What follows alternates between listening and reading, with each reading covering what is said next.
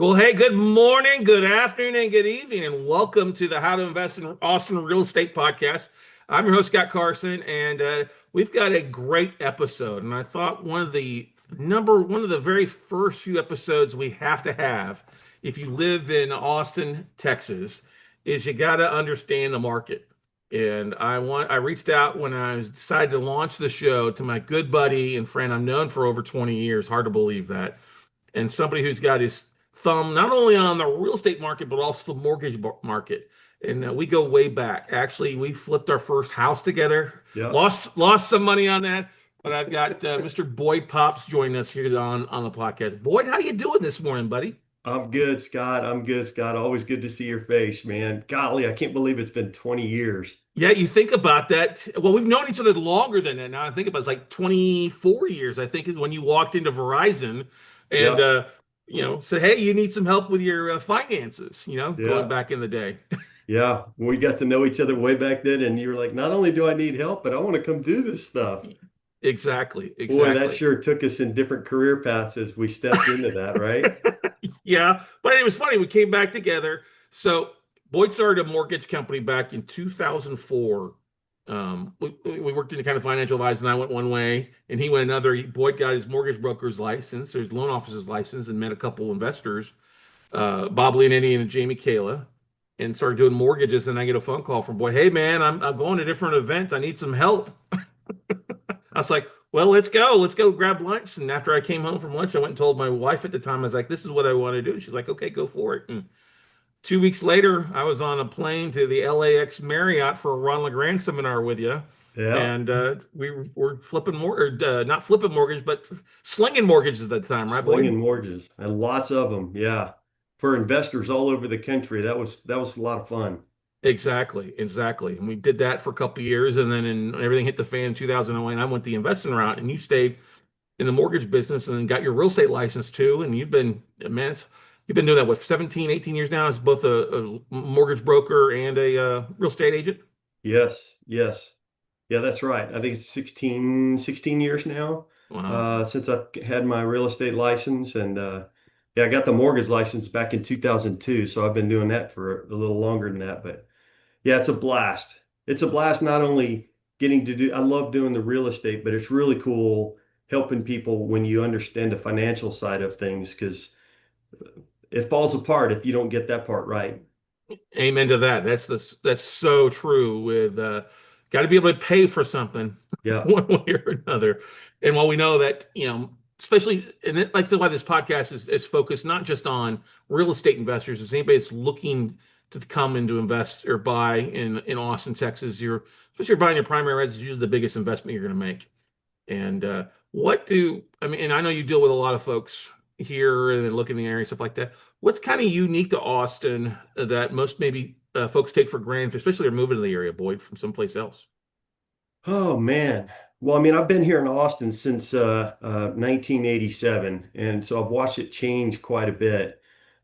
I think one thing that's really cool about Austin is it's become almost recession proof. There's so many different kinds of industry.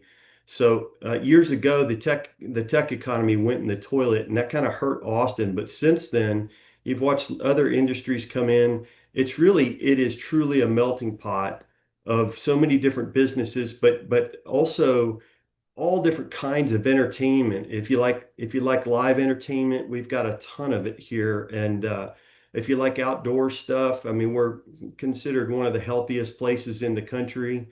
Hike and bike trails everywhere. And today's a Chamber of Commerce day for sure. It's beautiful outside, but there's just so many different things to do here. And growing up like I did all over the U.S. with my dad being in the military, I saw East Coast, West Coast. I absolutely love Austin, man. It's just the only thing it doesn't have is a beach, but we've got lakes, right?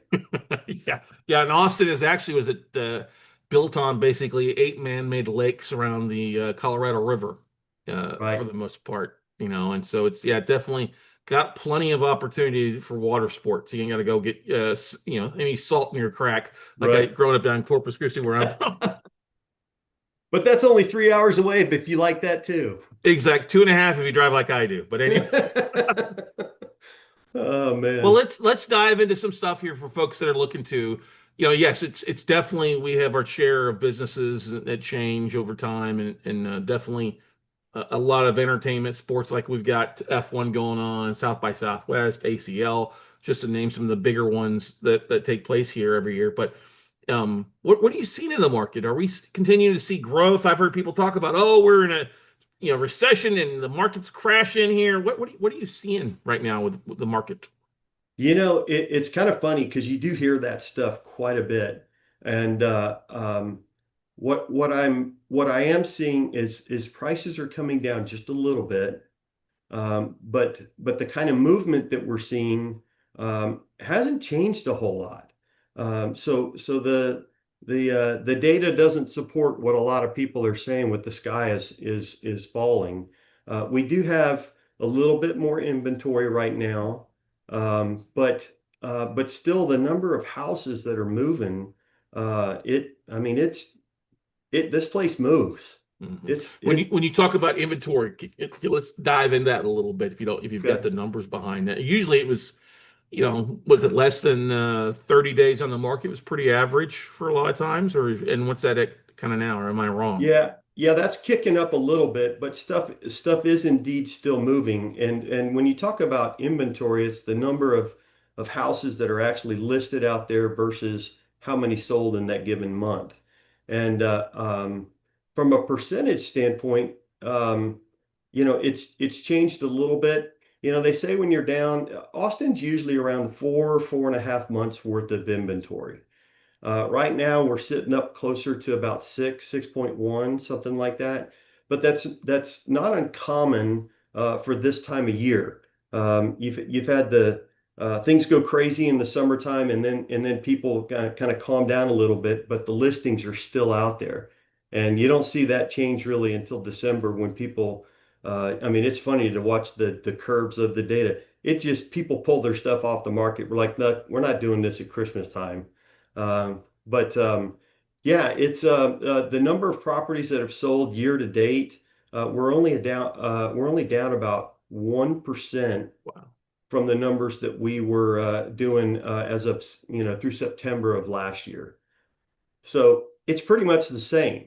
And so the sky has fallen stuff is just not accurate.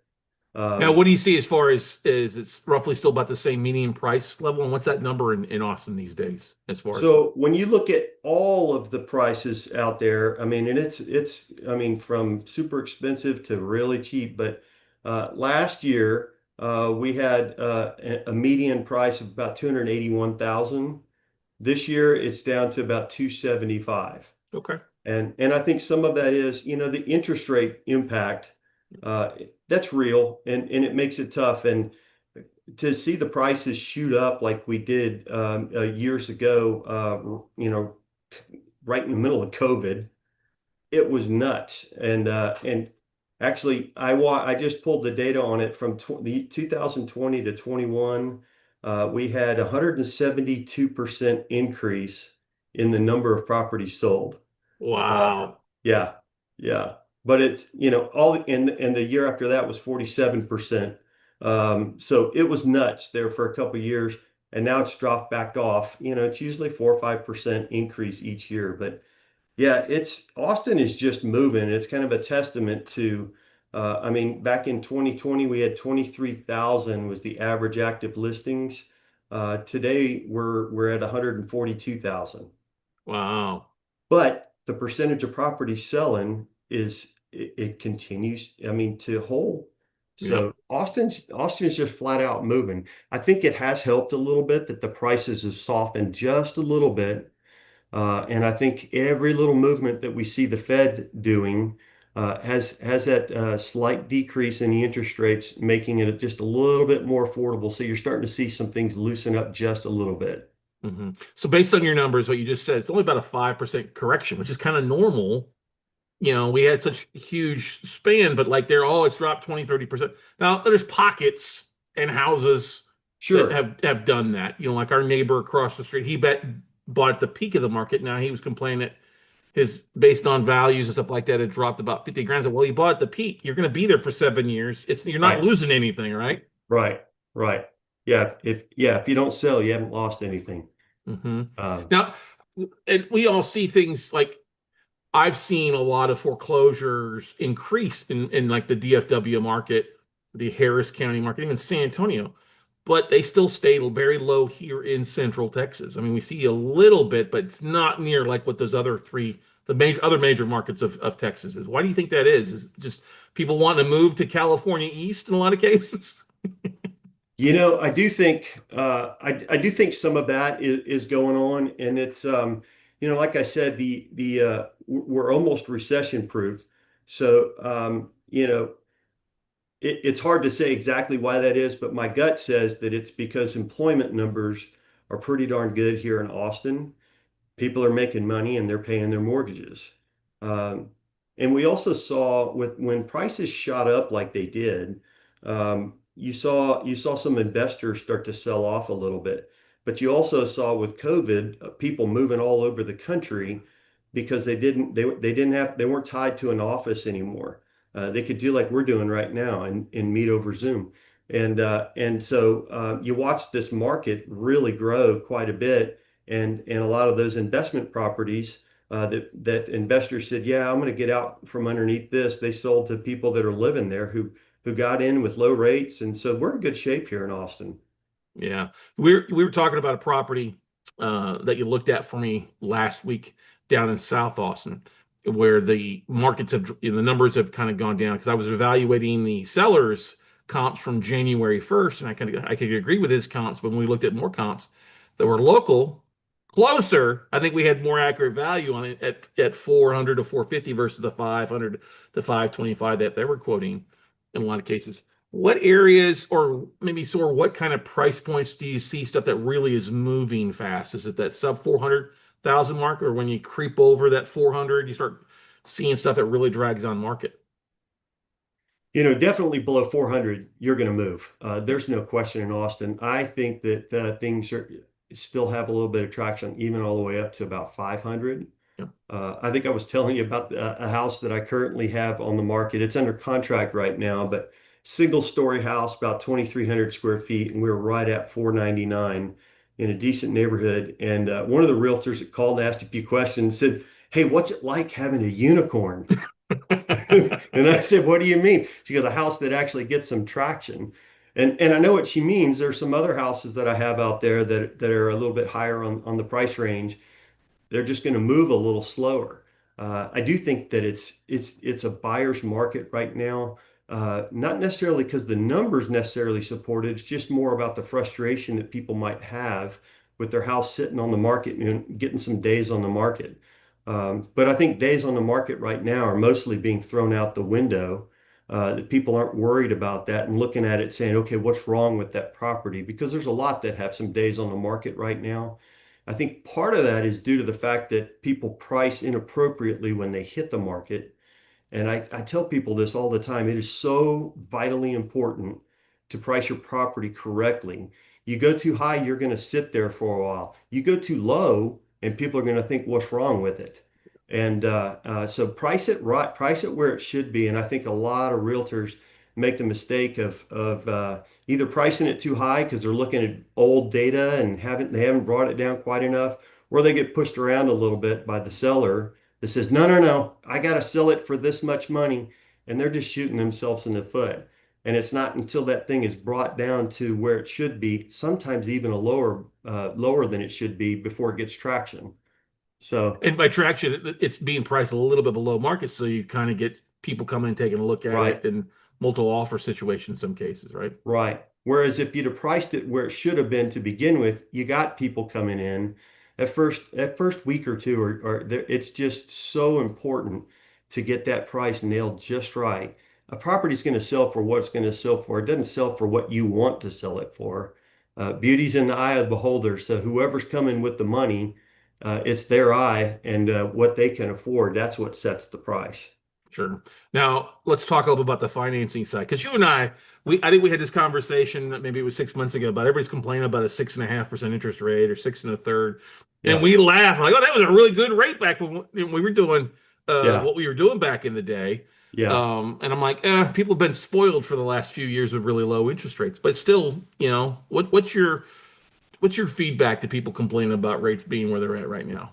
Well, I mean, you're right. And the thing I think that stings a little bit here in Austin is in that year when sales shot up 172%, prices shot up too. They have steadily come back down, but they're still a little bit elevated. But I think people, when you look at where the prices were and where the interest rates were, we were just flat out spoiled here in Austin. The price of a house and what that translates to when you look at the rate and your monthly payment, it was way below what it should have been. So I think honestly, we've had a market correction, and now Austin is actually priced appropriately, even with the interest rates where they are. But there's some people out there that just feel like, oh, leave with that interest rate. Look at what my payment is. Well, it probably should be there. I mean, 6.5, I'm 6.3, something like that. That's not a bad rate. Um, I mean, I could go back to my dad telling me, yeah, I got an interest rate of 18% one day My back in the mom would say 80s. that. Yeah. Yeah, I think my first mortgage was 7.25. And when I was able to refinance to 6.5, I was flying high. I was like, wow, that's fantastic. So no, it's not a bad rate. I do think it will come down a little bit. But the days of seeing 3% interest rate, I don't know that that's ever coming back. So for those of you holding out, hoping that comes back, buckle up. You might be holding for a while. Well, that's the thing. They say that so many people have had these low interest rates that were sub 6% and they're always going to have people that are going to sell. Well, actually, as we get into the end of the fourth quarter of this year and the first quarter of next year, that number is now going to be changed. There will be more people with higher interest rates than the low sub 3%. So people are slowly selling and moving out of those rate locked houses in a lot of cases. Right. Right. And I'm one of those kind of locked into my house. I shipped off my last of my kids, and I don't need the house this size of my house, but what am I going to do? I got a 2.75% interest rate. And so to move, I'd probably end up with a payment similar to what I currently have. Mhm. So I get it for those people, but you're right. There's going to be churn, and people move for different reasons. And, a lot of them coming in from out of town because Austin's still it's just an amazing place to live. So we're always going to have those people coming in, but yeah, little by little, we're going to see fewer and fewer of those 3.5% interest rate loans that are out there handcuffing people to properties. Yeah. Where do you see more of the growth going? I know when we first met 20 years ago, there was talk about how the center, if you looked at Austin as a whole, that the center of the market was not going to be on downtown Austin, like it was going to be like 20 miles west out by where like 4 Points everything is at now. Where is the city growing? Is it still I know we're seeing east side of Austin completely regentrify in the last 20 years, and a lot of people move in the area. Lake Travis now, six breaking ground and another high school, 6A high school out there planned for Yeah. next year in a lot of places. Is it more northwest, northeast, south? Where does I I think all it's over? going a variety of directions. When you look at the southwest part of town, I mean, I drove out there a couple months ago, taking somebody out to look at some ranch property out that way. And we kept driving and driving before we finally felt like we were actually getting out of town. I was like, I hadn't been down there in a little bit. But same thing up on our side of town where we live, northwest part of town, that continues to grow. And but then you look over on the northeast side of town, and oh goodness, what's the name of the place they're building out by Taylor?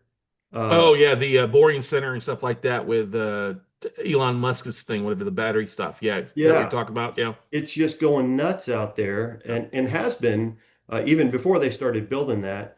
So it's kind of, if you look at the quadrants of Austin, all of them, north, south, east, and west, are really growing. Maybe not quite as much on the east side, but I feel like that will come. But definitely, yeah, it's all over town. And then, of course, the further west you go, you get into some higher dollar properties out by the lake. And there's just communities popping up left and right out that direction.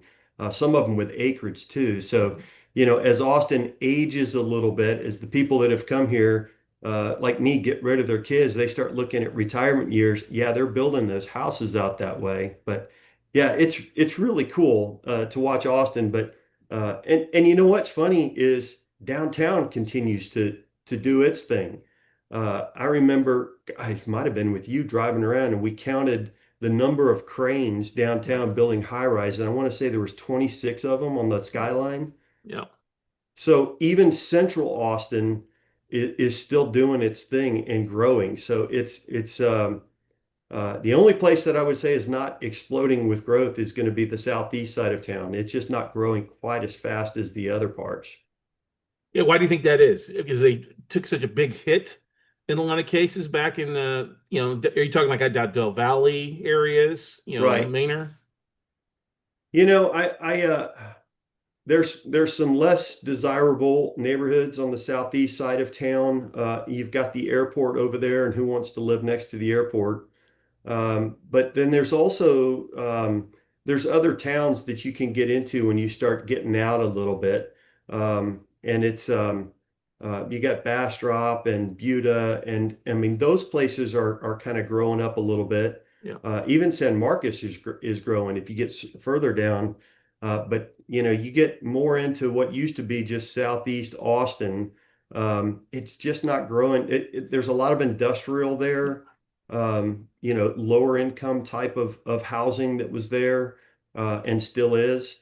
And even the new stuff that's going up is catering to in a lower income demographic in that area. So it just may take a while before we see explosion of growth like we're seeing in the other areas. Yeah, I mean, we had so much growth. I remember driving full neighborhoods of Del Valley, them just being vacant because of foreclosure. I mean, they actually shut down a high school there because it was so much growth and then retraction Yeah, in a lot of cases back in the subprime aspect of things. And I was just yeah, down at Del Valley High School for a football game and a baseball game last year. I was impressed with the setup of it, but I was like, oh yeah, you guys aren't very good. You're a much smaller people wise than what you have everywhere else here yeah, in Austin. So that's yeah. something to think about. Yeah, it's affordability. People can get more for their buck outside of Austin than trying to live downtown in a shoebox too, as well, right? Yeah, yeah. Yeah. So you're seeing different type of growth there. But when you start looking at big commerce, up here on our side of town, we've watched things explode with all sorts of shopping centers that are miles long, with the anchor being a Costco and then Dick's Sporting Goods and you name it. We've got tons of stuff up this way. You're not seeing quite as much of that in the southeast part of town. It'll come eventually, but yeah, people are going where there's a little bit more money. People have a little more disposable income to spend. That's where you're going to see this explosive growth that we've seen. Yeah, definitely, saying here like Cedar Park, Leander, the whole 183 toll road Yeah, is just growing like crazy, where all that used to be like flashing stoplights back in the day. Like right. crazy, Yeah. crazy. And Now, you look even over on the northeast side of town, you look at Hutto and I mean you and I remember when they first put up the Dell Diamond out there and there was nothing out there. yeah, Uh, exactly. and and it is just exploding with growth out there, and that was happening before all the high tech stuff was being built. So it's going to go even further east into Taylor, and I mean you're going to see some money being spent up in that area as they get closer to finishing all that tech stuff up. Yeah, exactly. And with Elon Musk coming in, doing investing a lot of stuff out there on the east side of 35 there. Yeah. Now, if somebody's looking to move Austin, because we were probably going to get folks that are listening to this outside of Texas, what's the best advice you would give to those looking to buy a house here or looking to move here? Obviously, I think the first advice is to call you, right? But let's set some realistic expectations for folks. Is it still the thing where they got to come in and be willing to pull the trigger? You talked about it being a little bit more of a buyer's market. Do they have to worry about making things at 10, 20, 30, 50 grand over list price to try to get in the conversation for the deal? Or is it's gotten more normal where they can take a little bit more time to find something? I think it's gotten a little bit more normal. I mean, part of that is going to be location and property dependent. Like the unicorn, quote unquote, that that I've got. It's in a good part of town. The house looks fantastic. It's a single story that's not all that big and not too expensive, and it went quick. We had multiple offers. But if you've got a couple of kids and need more space, some of that may depend on what kind of school you're looking for. You and I live up in an area where we've got one of the top 50 public schools in the country, Yeah. and it's highly desirable to buy a property zoned to where your kids can go there. So you have to look at all those different sorts of things. Like you said, they need to get in touch with somebody like me that can ask a few questions and find out what it is they're looking for, what kind of lifestyle are they looking for. And it might be a single person that is going to be doing a lot of stuff in the downtown area. That's a totally different buy than a married dude that's got two kids that's needing to be out where the schools are good. They don't care about the nightlife anymore. Their nightlife is sleeping if they can. In bed by 10 or 10:30 the latest, right? That's right. That's right. But Now, yeah, you you, go ahead. you got to ask those kind of questions. It's totally dependent upon what you're coming from, what you're looking for, what are the next 5 years hold for you. I ask those questions all the time because if you've got a young couple, okay, well, you plan on growing your family any? That matters in what it is you're going to be looking for. Or are you going to be kicking kids out of the house where you can downsize a little bit?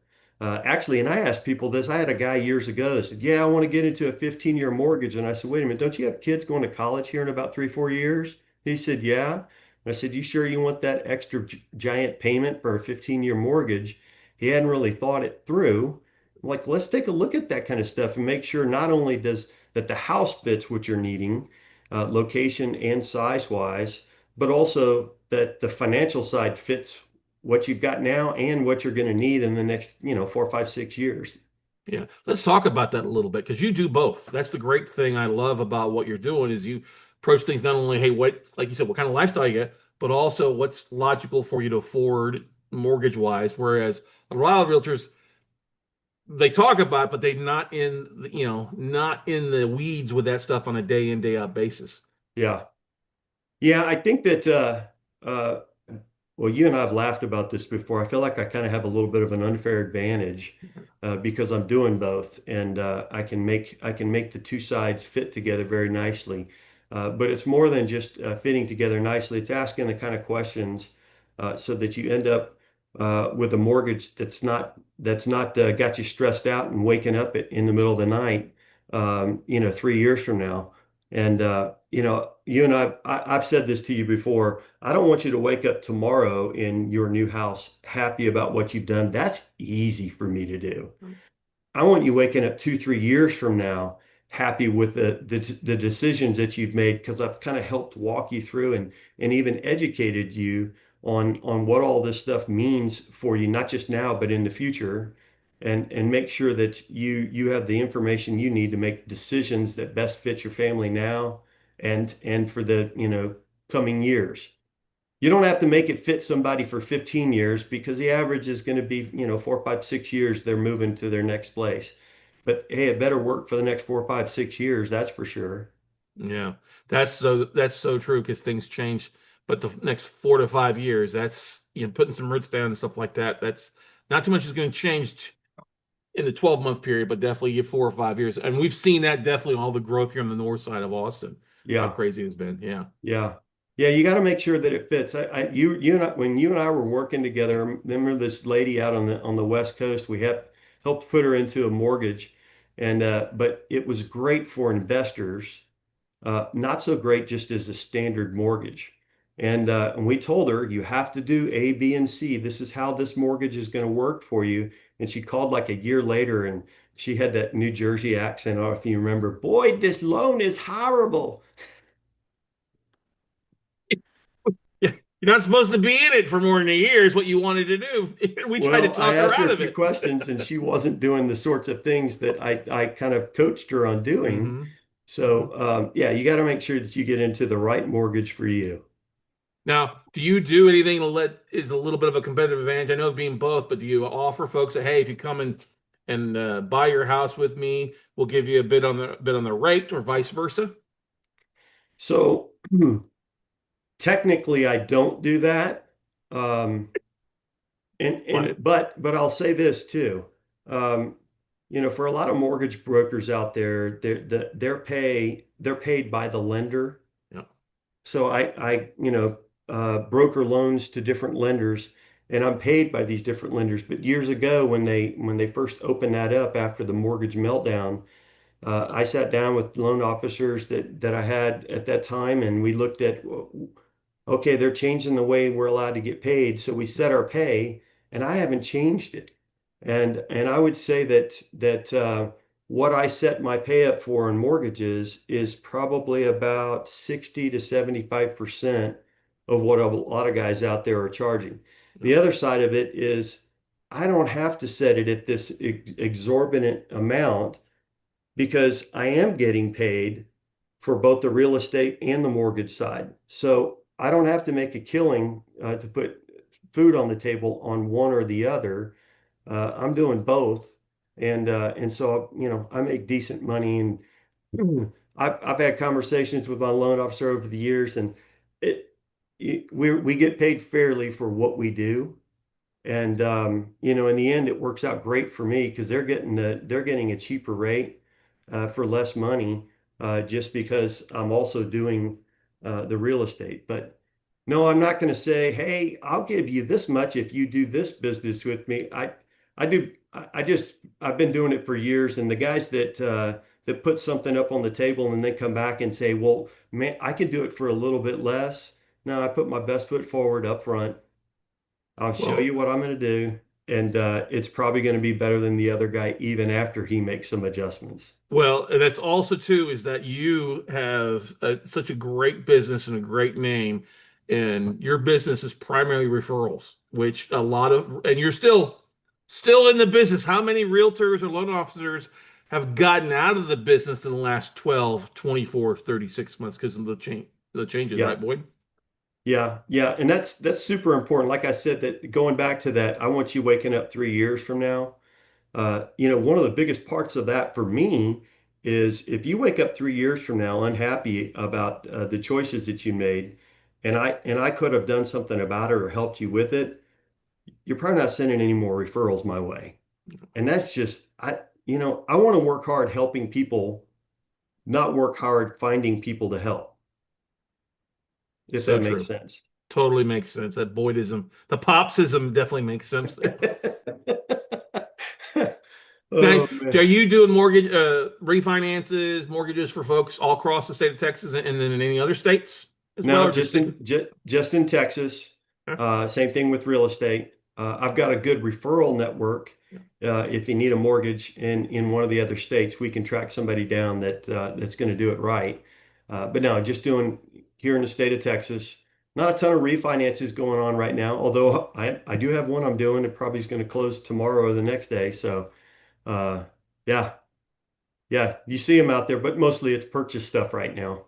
sure, sure. What's the best way for our listeners and audience to connect with you when they need help with getting a mortgage refinance or purchasing or selling a piece of property here? You know In what? I just give out my name and email address, and my phone number as well. Just pick up the phone and call me 512-423-1635. That's probably one of the few numbers you know by heart, right? That is so like yes, that's the same number. You still have the landline at home, or no, just a cell phone I, now? I shifted it to Google Voice, but it is still there. Okay. 336-5533 for that one. That's the one. That's the one.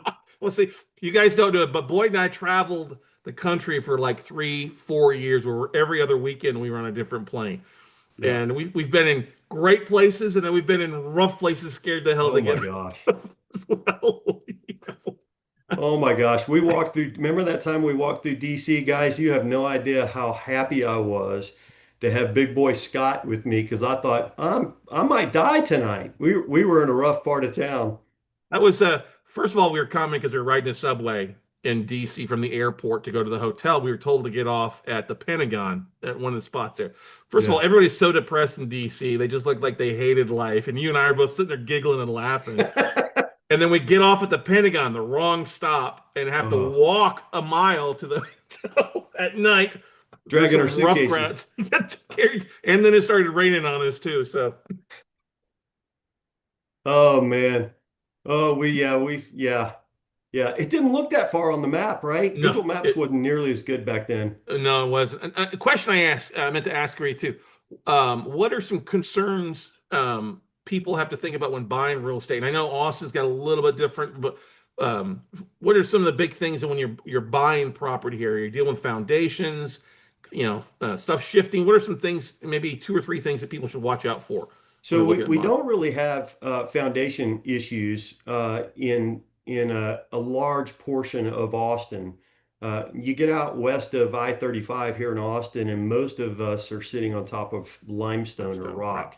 So the houses just don't move. When you get out on the east side, you can start getting into some old farmland that is maybe a little bit softer. So you do have to look at it when you're getting out on that side. I think in Austin, the bigger expenses that we have and the things you have to look out for when purchasing a house are the roof and the HVAC. You want to take a look at that stuff. We just wrapped up a summer, but 100 is not uncommon in the summertime here in Austin. I had somebody I was showing from out of town, and she was asking. She's from Shreveport, Louisiana. So she's asking about hurricanes and natural disaster type stuff, tornadoes. We just don't have that stuff here. We get hail, so make sure your insurance policy's set up right, and that you know a good roofer.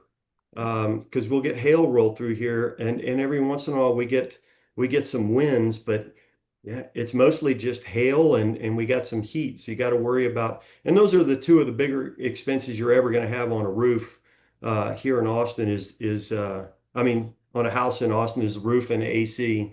And if you get out on the east side of town, you start having foundation problems, that can hit you too. But I just don't see a whole lot of that here in Austin.